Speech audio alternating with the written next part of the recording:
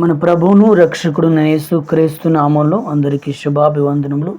ఈరోజు దేవుని యొక్క వాక్యము కీర్తనలు 51వ కీర్తన 17వ వచనం.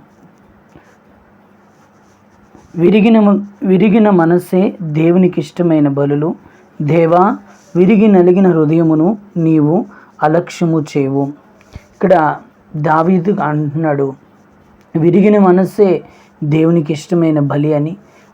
నలిగినటువంటి హృదయాన్ని దేవుడు అలక్ష్యం చేయడని స్పష్టంగా రాసినట్లుగా ఈ కీర్తనలో మనం ధ్యానిస్తూ ఉంటున్నాం. దేవునికి ఇష్టమైంది ఏంటంటే నలిగిన మనస్సు. ఆయనకి ఇష్టమైనటువంటి బలిగా అంటే ఒక పశ్చాత్తాపడేటువంటి హృదయం దేవునికి ఇష్టమైనదని వాక్యం సెలవిస్తుంది. ఈ 51వ కీర్తన అంతా కూడా దావీదు పశ్చాత్తాపడుతూ తన పాపములు, తన అతిక్రమములు, తన దోషములన్నిటి నిమిత్తమే పశ్చాత్తాపడుతూ ఈ కీర్తన రాసినట్లుగా మనం ధ్యానించగలుగుతాం.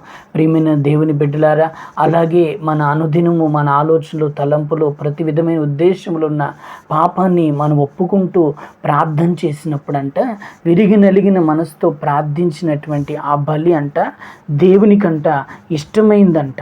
దాన్నంట ఆ హృదయంతో చేసిన ప్రార్థన ఆయన అలక్ష్యం చేయడంట.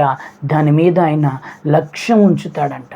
లక్ష్యం ఉంచి ఆయన కనికరిస్తారంట. ఆ ప్రార్థన అంగీకరిస్తాడంట. ప్రియులారా, దావీదు అలాగే ప్రార్థన చేస్తూ వచ్చాడు. దేవుడి కనికరాన్ని పొందుకుంటూ వచ్చాడు. దావీదు మీద దేవుడు లక్ష్యం ఉంచాడు. తన దీన స్థితి నుంచి దేవుడు కరుణించి ఉన్నతమైన స్థితికి తీసుకువెళ్ళినట్లుగా వాక్యంలో మనం ధ్యానిస్తున్నాం. నిత్యముగా ఈరోజు మీరు ఏ పరిస్థితిలో ఉన్నారో నాకు తెలియదు.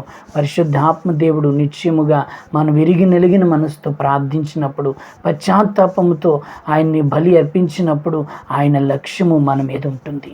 ఆయన కనికరము మన మీద ఉంటుంది. మన బలి ఆయన అంగీకరిస్తాడు. అట్టి ఆశీర్వాదములు దేవుడు మనకు అనుగ్రహించును గాక. ప్రార్థన. కృపగల దేవా, దయగలిగిన రాజా, మీరు మాతో మాట్లాడారు. నలిగిన మనస్సే ప్రభా నీకు ఇష్టమైన బలి అని.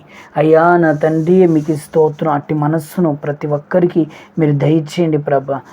నలిగిన హృదయాన్ని నీవు అలక్ష్యం చేయమని చెప్పావు నాయన. అయ్యా నీకు స్తోత్రం. నీవు లక్ష్యం ఉంచి ఆ నలిగిన మనస్సు ప్రతి ఒక్కరికి దయచేసి అయ్యా కనికరించి ఆశీర్వదించి దీవించమని యేసు నామమున అడుగుచున్నాం తండ్రి. ఆమేన్.